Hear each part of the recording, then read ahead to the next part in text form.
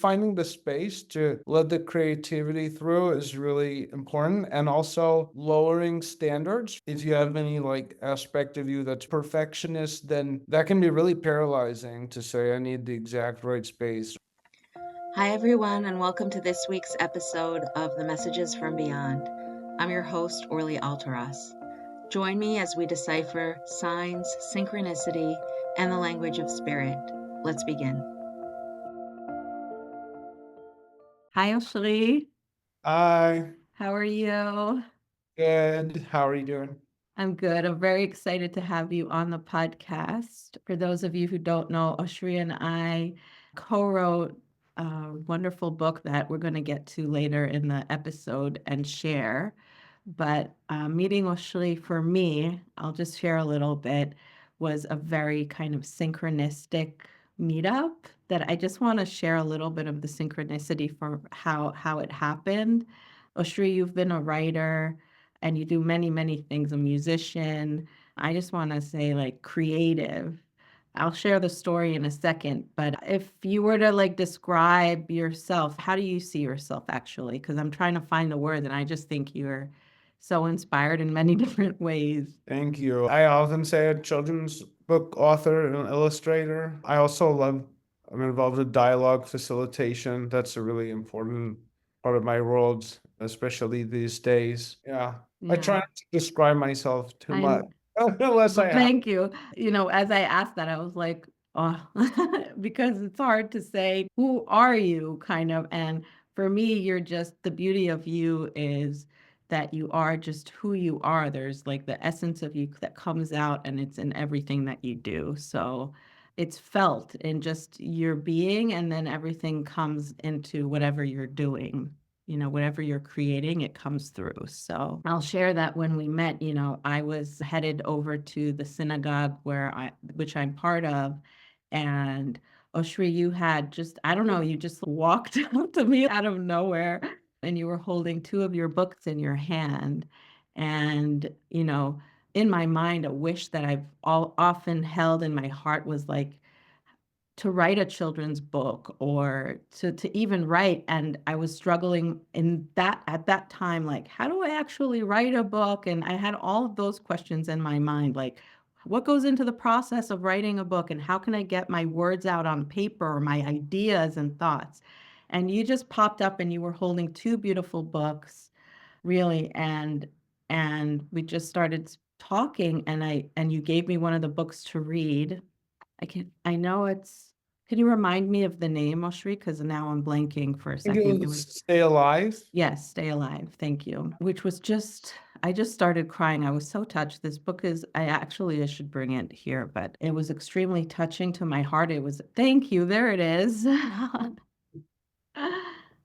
Such a beautiful book, about staying alive and having hope in your heart. And there was another one as well that about death, I think. Which one is that one?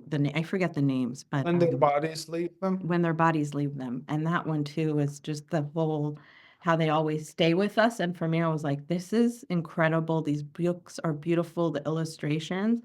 And in that moment, I don't know, I just felt this deep connection, and we connected in that moment. And I was like, the thought of, oh my gosh, maybe we could finally put something into writing. And so that came to be. And I just thought that it was so easy. We got together, we created it very, very quickly. So we can talk about the process in a second. But I do want to ask you, like, when did you have this calling to start writing a children's books? Is there a moment you recall, or was it something you were exploring? I think, well, okay, my dad was backing up a little bit. My dad was a writer. He Mm, is a writer.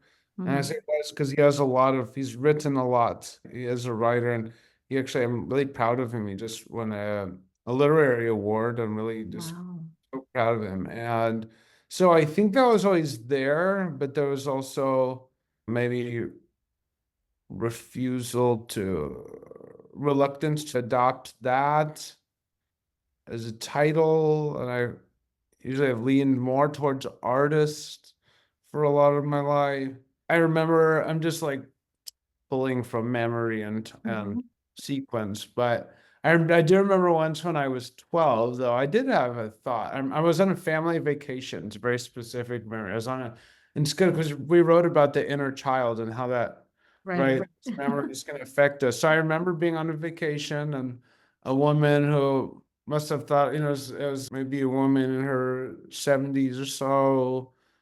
She said, what do you want to be when you grow up? And I think I said a writer or something. And she laughed and she really like, she's like, oh, yeah, it was. And that was kind of like a thorn, honestly, in my psyche, Mm. because at a young age, I hadn't shared that many times.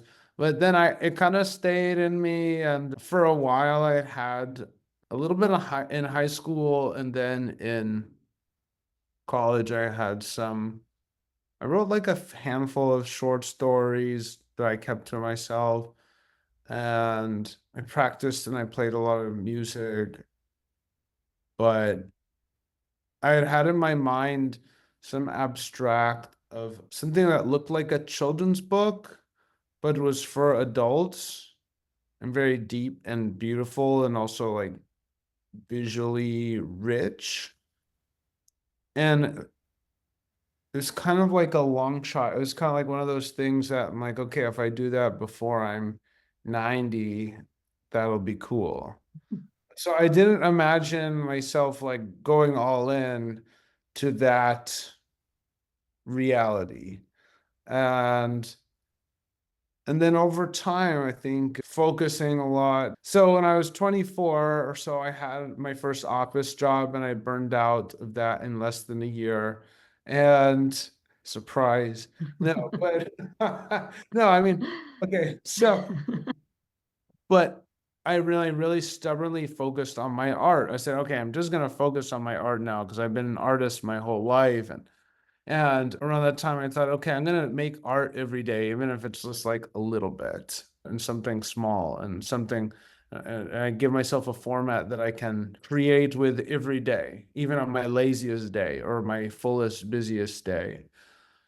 And I kept doing that. And then I started hustling in the arts world and gallery space. And I did that for like maybe 2 years. And at some point, three-quarters the way into that or so, I hired an agent for a couple months to help get my artwork out. And I remember her telling me that my art is too happy for the art world. And it was a really interesting comment that's stuck. Um, and I thought, well, that's interesting because you know what my art looked like 2 months ago when I Yeah. hired you.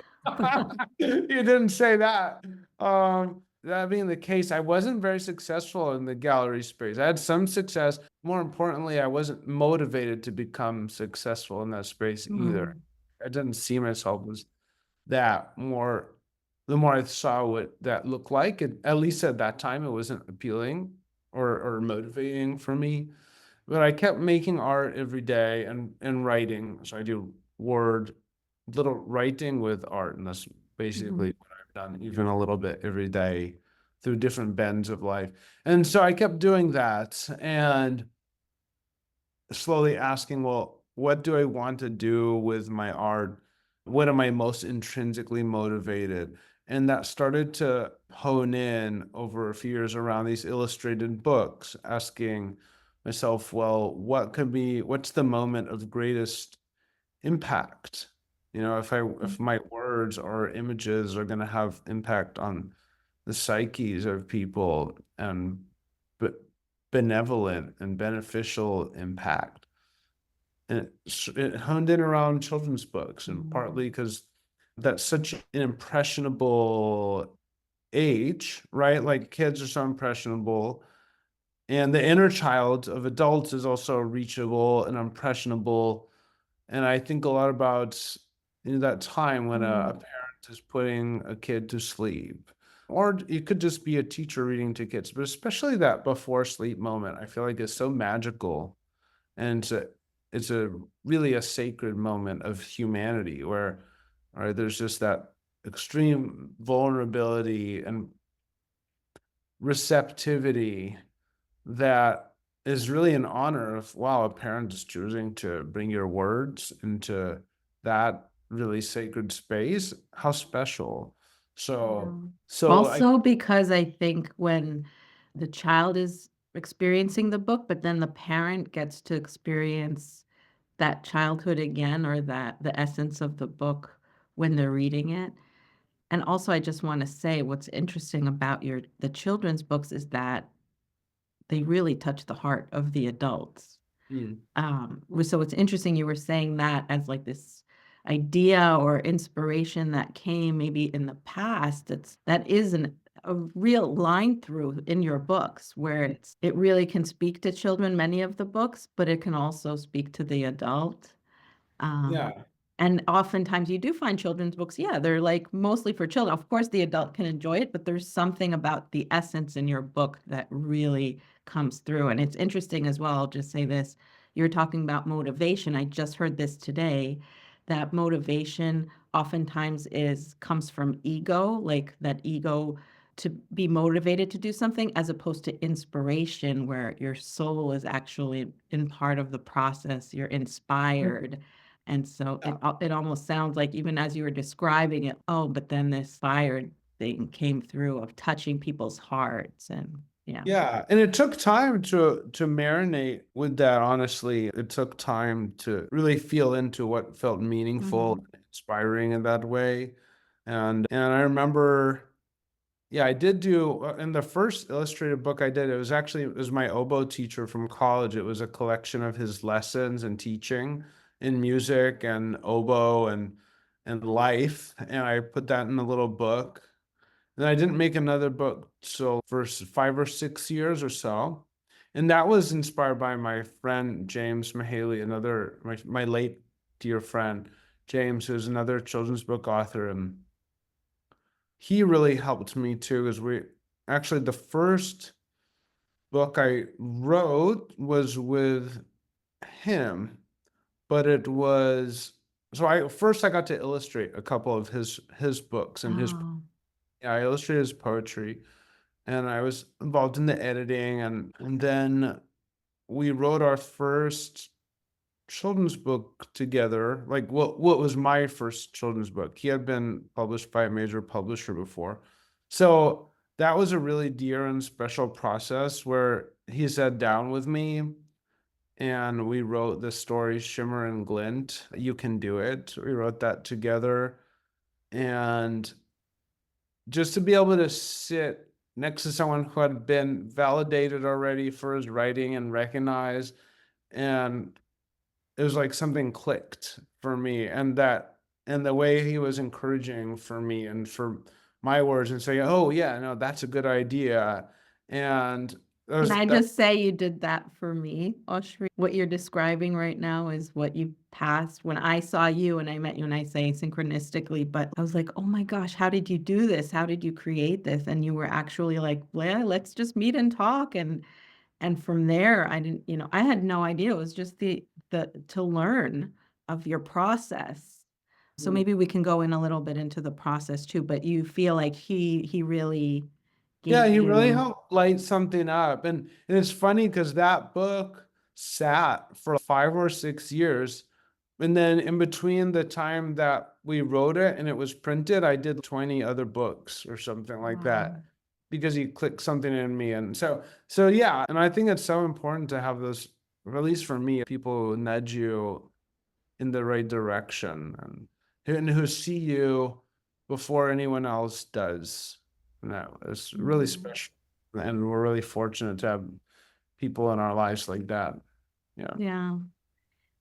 Do you, because a lot of your books are co-written books. So do you like the process of writing together? Have you found that Yeah. um Yeah. And it can be like, it can be anywhere from I do most of the writing or the other person does most of the writing, but I usually do a lot of the writing, honestly. But it's I find it more fun, and again, and people come up with things that you may never have. There's a book I'm working on now called Ben the Laughtersaurus, and I'm working on with this with a friend who's a laughter yogi, and it's his girlfriend's niece who thought of Ben the Laughtersaurus.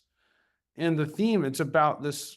comet headed for Earth and how Ben the Laughtersaurus creates this kind of force field with his laughter to protect some of the life on Earth as much as he can. And wow, I never would have thought of that character. I love it. Even reading it the first time, I was like, laughter, a comet colliding with Earth. I don't know if I could do that, but just someone else put it out there as something that could be done, and a child no less. I was like, and I'm really having fun with that project. Wow. So Oh, so that's I beautiful. find it really fun to collaborate, and language is a collaborative thing. No one invented any language, really, no one person. Wow. Yeah. Let me see. I wrote down a few questions. Well, you have a lot of messaging in your books too, but like right now, because I follow you too, and what is one of your biggest messages right now that just for, for humanity, because you're so focused on, putting good out in the world. And is there a specific message you really are sensing? I know you work in schools as well that you feel is something that you want to get across. Yeah, I mean, something that like pause, slow down, and breathe. I feel like it's so simple, but with the momentum of our stress is what it is. So I feel like it's so simple. Pause and slow down, breathe, recalibrate. And I feel like a lot of it just comes down to that. There's different topics I'm working on. Like there's different topics I look at wellness and mental health and mindfulness from, but I think a lot of it starts there. Because if Mm. we're just going and we're not reassessing or changing course, then well, what's gonna shift? Yeah, that's beautiful. And it's like the also the culture of to keep doing and keep, you know, this grind, and it's really nice even sitting in your presence, Oshri, really to settle in, you know? So you remind, and well, you too, and we have fun creating together. And as you, I thought of a line. It's like potty mouth, but I gotta write it down. It's like when all we do is do and do, we do end up with the present do do. A lot of this is just, Um, I think it's just my inner like skills, inner coping mechanisms. So like that's kind of funny. Maybe someone else would find that funny too. I love it. I mean, it really is when you get the because that's a little, that came through, I feel like for you, right? Whenever I read also your writing, to me it feels, you could call it downloads or it just comes, it flows.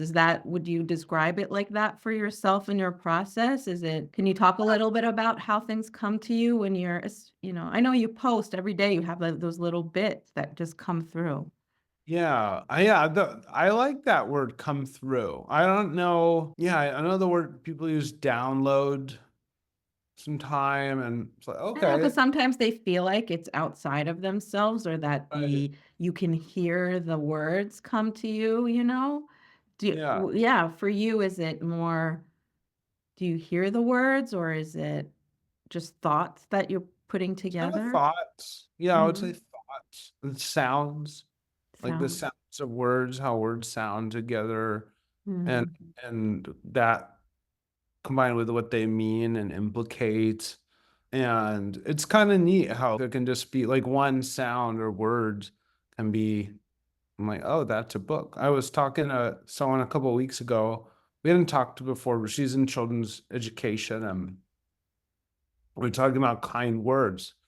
And then it came in, it just, I don't know, it popped Popped into in my your mind. head, yeah. Yeah, like this, oh, words are birds. Words are birds. How do they land? Right. And I'm like, Oh, that's a book. That's such a cute, wow. right? I love it. And so it can just be a moment. And my friend James kind of helped with that too. I think he kind of nudged that with my one of my first books, drawings. Because it was my daily art that he would follow, and I had a picture of someone, just a little person with holding a pencil and paper in each hand, flying with them, and it said draw dash wings. And he replied just, oh, that could be a book. Wow. And I thought, oh yeah, it can. And I made a book out of it. So that kind of we would have so much fun together, honestly, with just playing with words and ideas and the creative space. So Did he write a lot with a pencil in his do you remember or recall? I'm just curious, like, if he would write in a notebook or mixed, yeah. So I like a little more information. So I did see I was part of the process of handling his affairs, and I saw it was incredible how much he lived in his words. And mm, he wrote on his computer, he sent himself voice recordings, he had journals, he had little notes, all of the above. He really just wow. so much words. He had so much writing. Yeah. Wow. Yeah, I know he meant a lot to you, in this and still means so much. I often just bringing up that thought for me is like how they can still, even though they're not here, they can still inspire us in our writing. Like we can connect with them too and it's almost, oh, he could still come through and write too through you perhaps. But those are just my thoughts and Oh, I um, feel it. No, definitely there's been some, especially there's a week or two, maybe I'll read it to you later, but it was but like a poem that came through.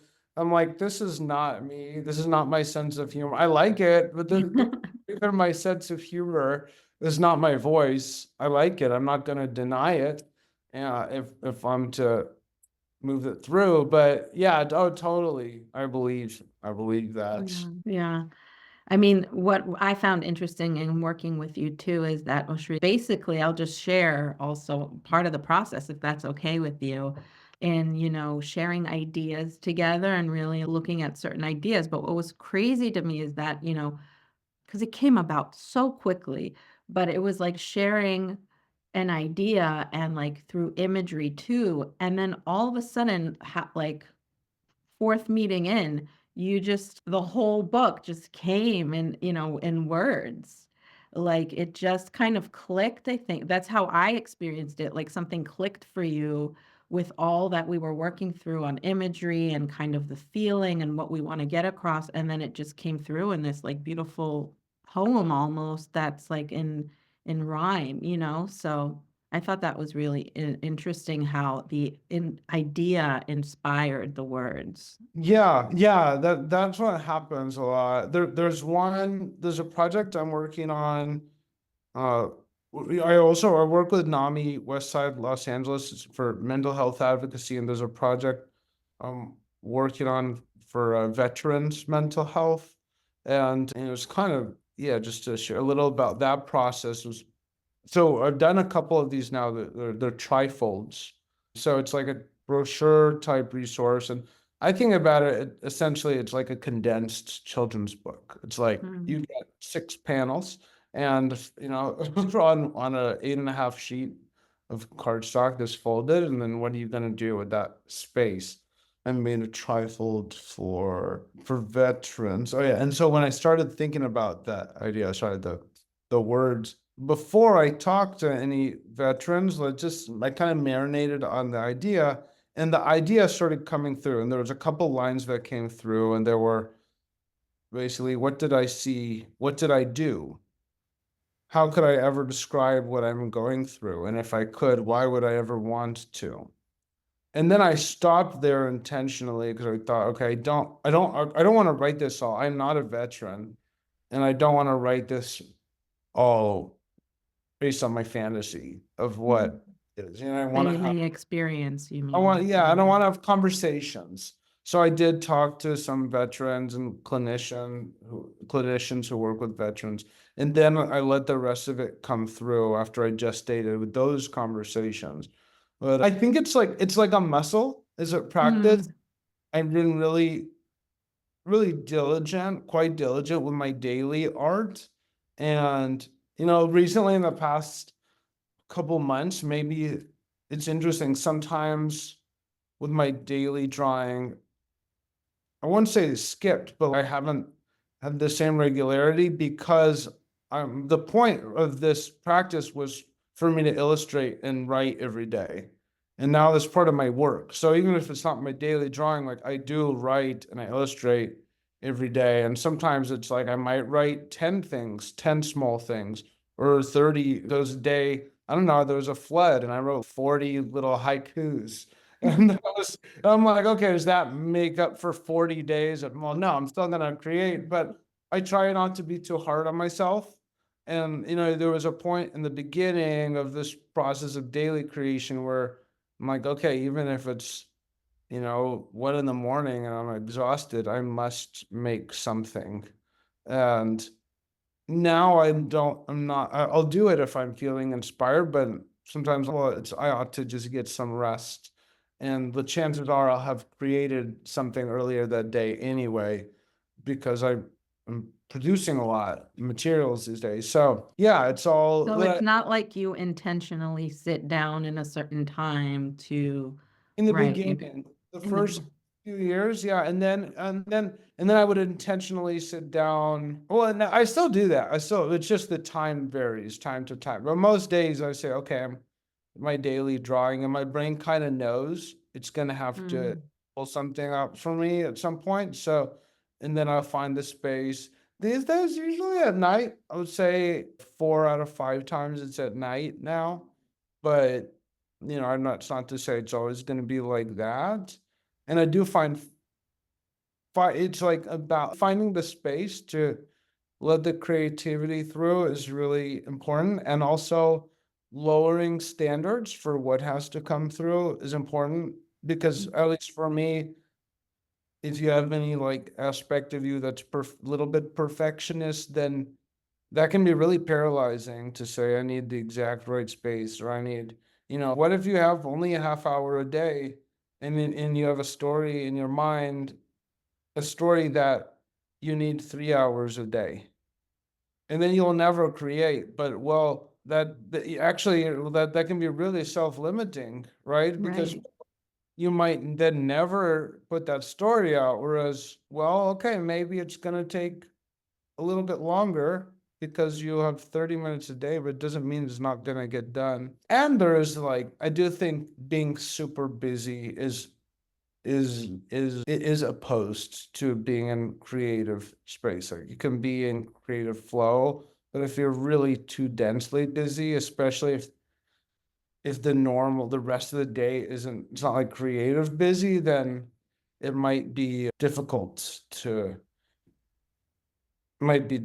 lock into that space if you only have a little bit of time, because your brain might need to recalibrate, if that Yeah. makes sense. Yeah, no, it's really interesting. Definitely, if you restrict yourself or you say, I have to have it done within the next half hour, that's also like you restricting yourself, like, I need to produce something. All of that limits, I think. Yeah. It's the way you speak to yourself, I guess. It's like how you look at that half hour that you have time for. But I liked what you said about if you think that you need 3 hours and you only have that 1 hour, you're limiting yourself in your thing in Yeah, maybe you don't need 3 hours, yeah. and it Yeah, it's could just just be something to a story, and that could be to investigate. Oh, am I afraid? And then not spend too, for me at least, try not to let, oh, maybe I am afraid, maybe I'm not, but sometimes the action will, okay, well, whatever the emotion is behind it, can I sit down and do something creative for 5 minutes? Can I, for 3 seconds, can I at least, okay, if I don't feel like writing now, can I take out a piece of paper? and like doodle. Period. Yeah, or not even. I'm just like, just take out a piece of paper. That's the only assignment, is to take, that's a tiny success. Or open up the tab if you're writing on your computer. Can you open up a Word doc tab? And that's it. And Yeah, usually end up doing more. But yeah. That's look so at like good. the minimum Yeah, minimum action thing taking. that you feel you can do. Yeah, that's so good. Just that initial start. And I know, I mean, you have your own self-publishing. Is it a company? Can I say like it's a self-publishing? I say Uh, imprint, like a imprint, like publishing, because it's not, I mean, it's me, but it's, yeah, Butterfly and Books. So it's right. My Butterfly. publishing label. That's your Yeah. publishing label, yeah. Have you considered I keep nudging you, I'm like, have you considered of having other publishers under? Because I feel like you really can assist in people in the beginning of their journeys on publishing their own books, like how to go about it. Because you did it basically from scratch, right? Like you figured it out on your own in a sense. I mean, I enjoy the self-publishing process so much, and look, I would love to get large distribution. Mhm. Like I was talking about Ben the Laughtersaurus, and the process with the author on that has been so fun. And even I was making the cover of the book, and then the cover of the book it sparked an idea of what should be like the beginning of the book, even before what we already have.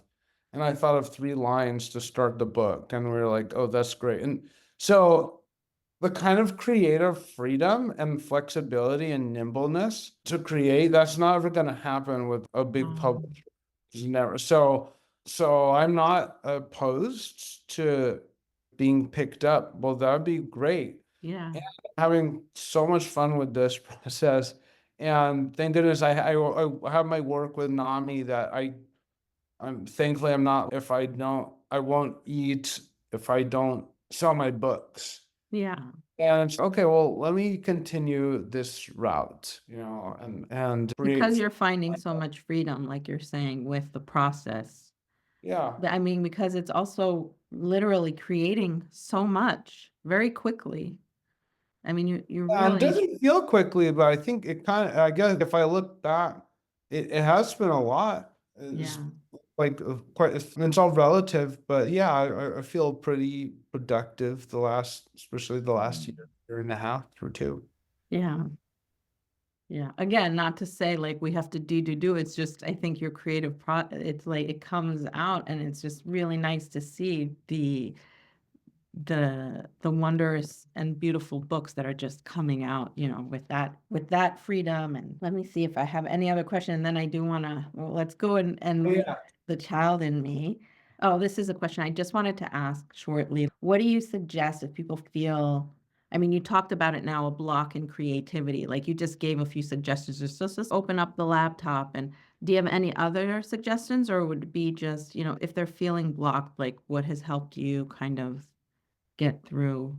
Yeah. So it really depends on what the block is. I think you have to, if it's something you really care about, to take at least a little, it could just be a minute or 30 seconds, but like however long, explore like what is under it. There's always something under it. It could be a time thing. If it's a time thing, then okay, well, then the way forward could be okay, you're going to open up a doc or something. You're going to do something small. You're going to write the title, right? Or you're going to write a crappy title, but it's a title and works.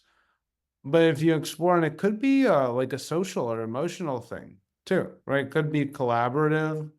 It could be, it could be, I don't actually feel great about the dynamics of the collaboration or some aspect of it. So actually, I need to have a conversation with this person Mm, that I'm working with, and we need to clear something up. mm, And you might have that voice, oh, I know I should be getting to this, I should be getting to this, but maybe you shouldn't. Maybe you actually need to have a conversation first. Uh, yeah, and it could be so many little things like yeah, that. right. I mean, when I'm thinking of myself, again, I'm bringing up that story of just having that sensation of this would be so wondrous to be able to write something, and I don't even know how to go about it.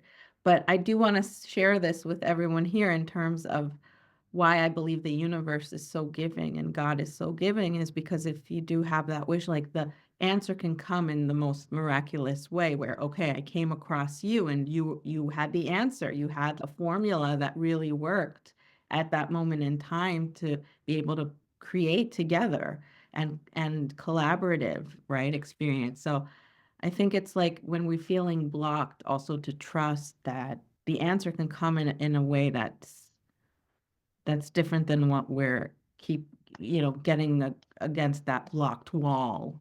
I like Um, that. And can I jump on that too? yeah. That with one thing I'm learning too is not to interpret a block as something that's permanent or something that causes you to judge your own abilities and just say, well, the gestation is what it should be. Hmm. And it might be like there's a project now, I'm illustrating something for a friend. And, I do have this sense like, no, I need to get this to him. I have been really, really full of busy, no judgment, no delay, but I'm like, I'm going to pull up my consciousness and my energy to make this happen soon because like my word matters too. And I do really care about, I like the work, I like the work and I like the project. So I think, but, like the Shimmer and Glint book, for example, I did with James, it was the first thing I wrote, but that took 6 years from when we Wow. started to finish. And there's no judgment on the book. Sometimes things just need to marinate. So you're finding, okay, what's yeah, there is like perfectionism is paralysis, is paralytic, but also like rushing through things is also Right. yeah. I think part of what you're saying too, when I take it to is that I can come across a block or a sensation where I don't feel like I know the next step. It could be that I just don't know how, or I don't know the next step. It could be that my own insecurities are getting in the way or my own, right? But I think for me, staying open, like just from my personal experience and bringing that to how to deal with, it's like staying open to the fact that I will find a way or I will find an answer in regards to this specific issue I'm having can open up your awareness to then, whether it take a year or 6 years, the process in itself is helping you get to that if that thing is still in your heart to create or let's just stay open, not looking at it as a negative, but it can be actually a positive thing because you don't know also how things will conspire to Yeah. bring you the You know, the, solution. 100%. There's actually a project that I was thinking about the Shimmer and Glint book, but there's a project that I started with a friend. We started 13 or 14 years ago. We started writing this children's story. And when we complete that project, it will be the longest probably one of the longest gestation projects I've had, and that's okay. You know, Yeah. and Thank we you for when we that. talk about it sometimes, yeah, we'll talk about because we didn't know how it ended. And I'm like, and when we talk about it now, it's well, thank goodness we didn't finish it then, because isn't this a more mature ending that was really needed for this story? And so Thank thank you. goodness we didn't finish it. It's not to say we don't want to put energy into it, but Yeah. sometimes the saying that my same friend likes to say is that the path is wiser than the walker upon it, right? Yeah. Yeah. Also, each project has its own timing and timing for creation, Yeah. and it just feels like divine timing. So that comes into play also. Yeah. Okay, cool. So why don't we read The Child in Me? Yeah. Um, there's a, I'll show the pictures. Yeah.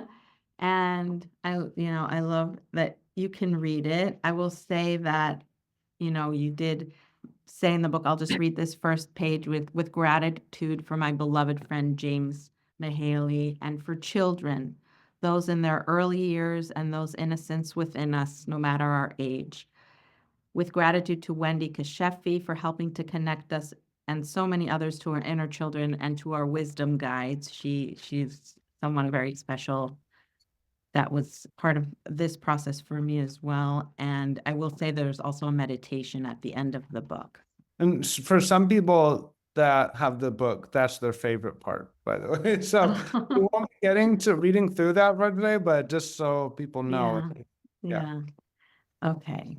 So I'll hold up. Okay, sweet. All of us hold an inner child, no matter how old we are, no matter wild or unwild. A grown-up who's bossy or mean may often be steered by their inner teen or even an infant in the process of wean.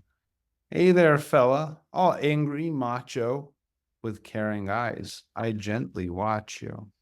Machoing can be with muscles or with brains too. Anytime people try to control a people zoo, maybe something happened to that child inside, something big long ago, or lots of small, hurtful things that left them needing to control the show. Good news is we can help the child inside and earning enough trust, they may be happy to just come along for the ride.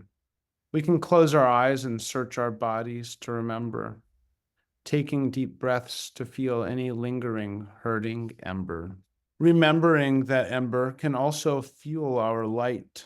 With our heart's lamp, we can approach the child in us who's tugging in fright, telling them, I know it was awful, it wasn't right, but stay with me, love. Now I embrace you tight. Holding their hand, we can give them comfort, saying, I'm so sorry, my dear. You were so injured.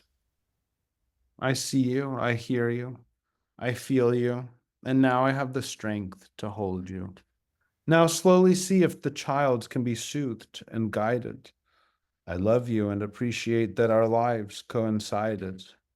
Remember when you go out there, it's not of the adults that we must sometimes beware, but our inner untended children who lacked the right kind of care. It's okay to judge, but don't let your judge play boss or nanny when your situation might be better resolved embodying a gentle granny. Yes, that's right. No matter our age, we have not only a child in us, but also wise and loving grandparent guides to help tend our fuss. We can reach our ancestors and our aged future selves, their seasoned knowing flowing from where the source of wisdom dwells. They've had time to deepen into healing, love, fulfillment, strength, and meaning. Imagine now the homes that might be healed, the joy we might together yield. Everyone closing our eyes, making a strongly tender decree, saying, Dear child in me, you're safe and free. I offer you this inward hug. We'll sip together from a cozy mug. All your pain I deeply honor. Name it, write it, sing it, paint it, dance it, exhale it. Over time, we'll learn to be calmer. Child, you sit at the roots of this precious life's tree. Dear child in me, you're safe and free. This is not the end, but the mend. Oh, thank you, Oshri. I will say too, you illustrated all of the drawings in the book, and that was a fun process as well to think how we wanted to bring that. And I do want to say too, what I love about this is to me still like a children's book for adults. Yes. Right? And I love that that's how we talked about in the beginning how children's books can speak to adults, but I find this, it's curious. And I know that you've been reading this to kids as well and where you can take it from there. So that's interesting. But yeah, I'm just grateful. I'm really grateful, A, to have met you on this journey, but also to, you know, your books, again, they have so much heart in them and so much beyond regular stories. They really touch people's hearts. So, Thank you. Thank you uh, so much. yeah. Thanks for coming on, Oshri. Thanks for doing My this. I'm pleasure. happy that we got this book. I will say too, I'll leave all of your information in the show notes and that, the child in me, I'll leave the link where people can purchase it as well. Um, I think it's a beautiful gift and I'm very proud of this book. I'm very proud to say, just for myself too, as a first published book, it's like I couldn't have asked for anything more. Really. Okay. I'll talk to you soon. Thanks for coming on.